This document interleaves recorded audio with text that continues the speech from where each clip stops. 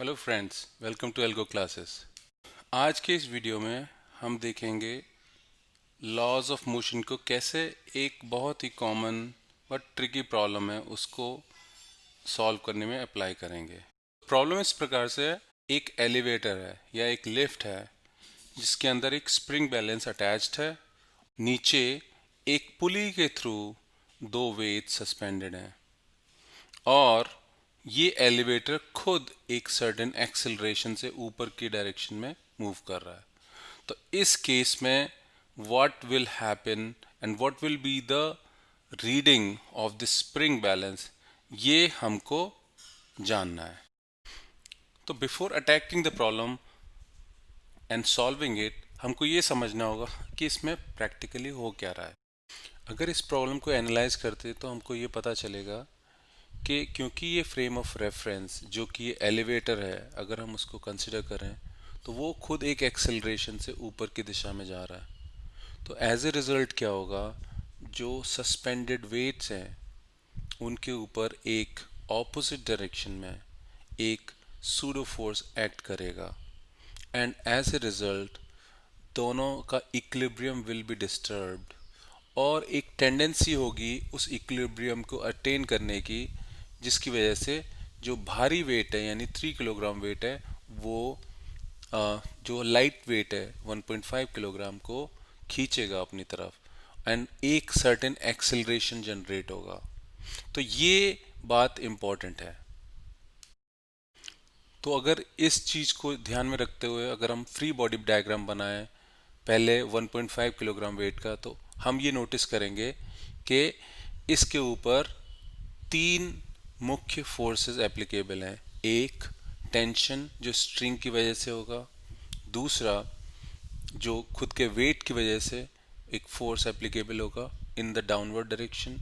एक pseudo force 1.5 G/10 because of the fact कि elevator move कर रहा है। तो ये तीन मेन फोर्स होंगे इसके ऊपर और उसका एक फंडामेंटल फोर्स बैलेंस करके हम एक इक्वेशन बना सकते हैं। और क्योंकि ये नेट इसका direction of motion first object का यानी 1.5 किलोग्राम ऑब्जेक्ट का would be in the upward direction, तो फोर्स और लॉज ऑफ मोशन की वजह से जो इक्वेशन बनेगी वो होगी tension minus 1.5 G plus 1.5 G/10 will be equal to 1.5 times या इंटू ए, यानी नेट फोर्स जो इसको एक्सेलरेट करेगा। इसी तरह अगर हम हैवी ऑब्जेक्ट यानी 3 किलोग्राम ऑब्जेक्ट का फ्री बॉडी डायग्राम बनाए तो उसमें हमको पता चलेगा कि ऑलरेडी एक 3G करके एक वेट की वजह से एक फोर्स डाउनवर्ड डायरेक्शन में है। अगेन सूडो फोर्स 3G/10 भी उसमें डाउनवर्ड डायरेक्शन में होगा।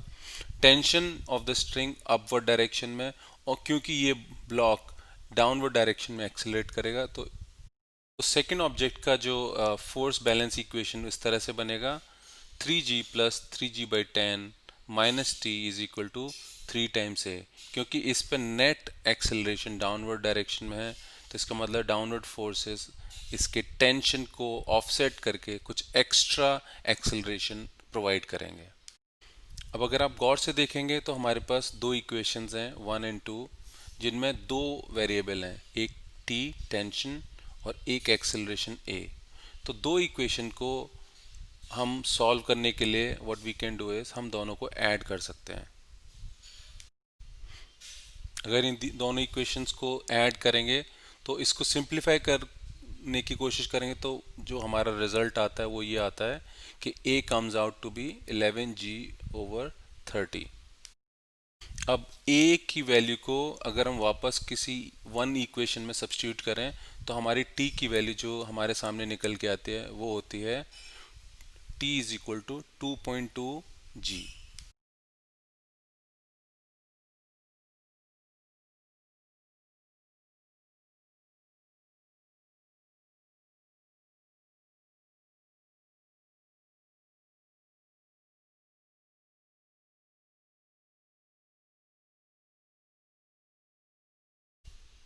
अब अगर हम last but not the least pulley का फ्री बॉडी डायग्राम बनाएं, क्योंकि पुली ही स्प्रिंग से अटैच्ड है, स्प्रिंग बैलेंस से, तो अगर उसका फ्री बॉडी डायग्राम देखें तो उस पर एक टेंशन है स्प्रिंग बैलेंस की वजह से, जो नेट टेंशन है वो अपवर्ड डायरेक्शन में है, और वेट्स की वजह से डाउनवर्ड डायरेक्शन में। और दोनों टेंशन और फोर्स बैलेंस देखें तो बराबर होना चाहिए। T net should be equal to 2T, जिसकी वजह से T net comes out as 4.4 g Newton.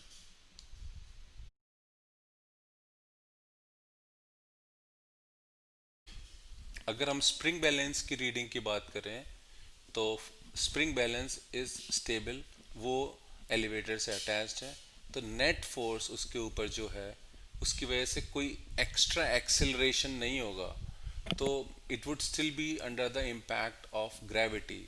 तो अगर हम इस हिसाब से देखें तो नेट जो रीडिंग उसकी आएगी that would be the net force on the spring divided by the force और the acceleration due to gravity. And इस हिसाब से हमारा जो apparent weight जो रीडिंग दिखाएगा when the elevator is moving up with the acceleration of g by 10 will be 4.4 kilograms, and that's the solution. उम्मीद है दोस्तों आपको ये वीडियो पसंद आया होगा।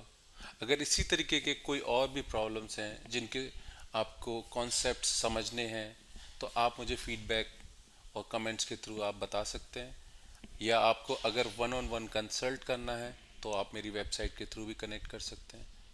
Hope you enjoyed it. Thank you.